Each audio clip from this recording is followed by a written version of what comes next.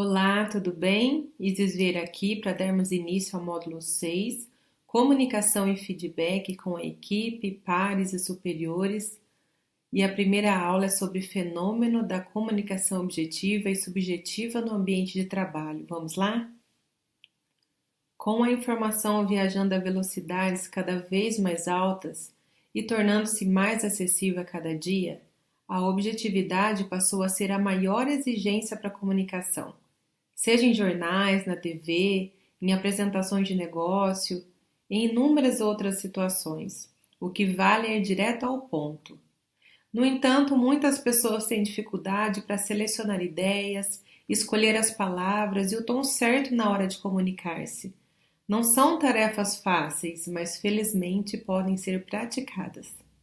Muitos profissionais competentes acabam se enrolando com as ideias no momento de desenvolvê-las, numa apresentação ou numa negociação. Não saber o que dizer, o que deixar de dizer e em que tom fazer isso são queixas muito comuns no meio corporativo. Outro erro muito comum é pecar pelo excesso.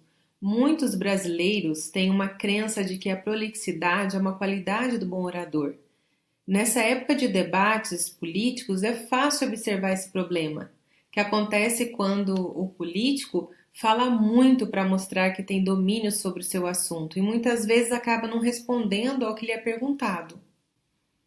A comunicação objetiva não é nem lacônica nem exagerada. A gente precisa cumprir os nossos objetivos em cada fala, mas não devemos nem omitir informações relevantes, nem abusar de contextualizações excessivas. A busca pela objetividade inicia com uma série de questionamentos.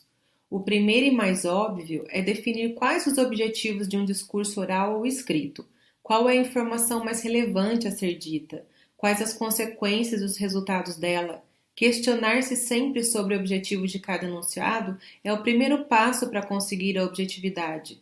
Somente com as metas em mente é que é possível atingi-las. O próximo passo também envolve muitas perguntas. Conhecer e estudar a fundo o assunto a ser tratado e procurar colocar-se no lugar de seus interlocutores é fundamental.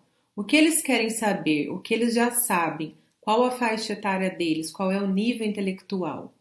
Um bom comunicador é aquele que consegue selecionar dentre uma gama enorme de informações aquilo que é o mais importante para os seus interlocutores.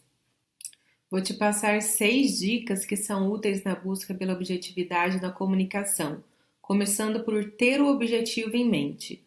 Como eu já falei, o comunicador precisa ter clareza do objetivo de sua fala. Para isso é importante selecionar argumentos concretos, evitando opiniões subjetivas.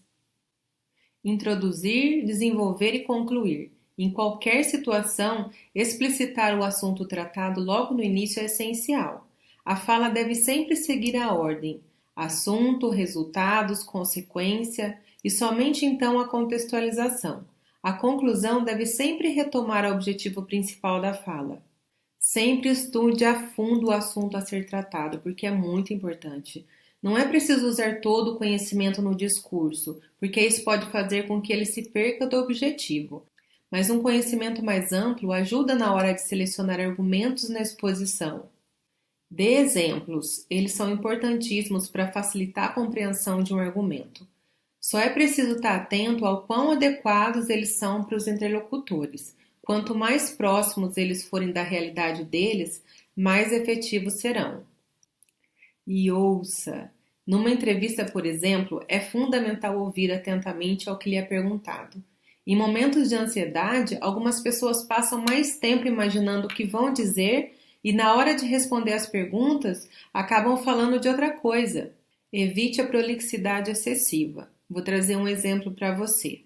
A cada 6 semanas, o Conselho de Política Monetária do Banco Central reúne-se para decidir a taxa básica de juros da economia, informação vital para diversas transformações. Olha só!